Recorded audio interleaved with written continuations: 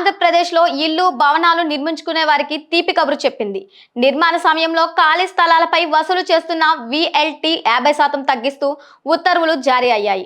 రాష్ట్ర వ్యాప్తంగా నగరాలు, పట్టణాలు, నగర పంచాయతీల నుంచి అనుమతి తీసుకున్న అన్ని నిర్మాణాలకు ఈ తగ్గింపు వర్తిస్తుందని ఉత్తర్వుల్లో పేర్కొన్నారు. ఈ తాజా నిర్ణయంతో ఏటా 30 కోట్ల వరకు ప్రజలకు లబ్ధి చేకూరుతుంది. ఇల్లు భవనాలు నిర్మించాలనుకునేందుకు అన్ని అనుమతులు తీసుకుంటారు. కానీ నిర్మాణ సమయంలో మళ్ళీ VLT వసూలు చేయడంతో ప్రజలపై భారం పడుతోంది.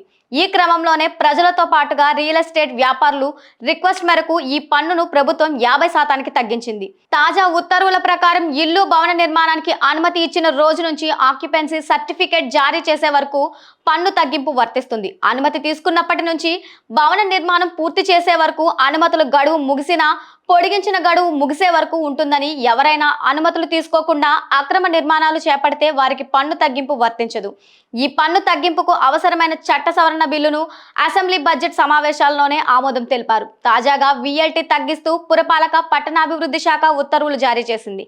వాస్తవానికి VLT ద్వారా పట్టణ స్థానిక సంస్థలకు ప్రతి ఏటా 60 కోట్ల ఆదాయం వచ్చేది. ఇప్పుడు 50% VLT తగ్గించడంతో 30 కోట్లకు తగ్గుతుంది.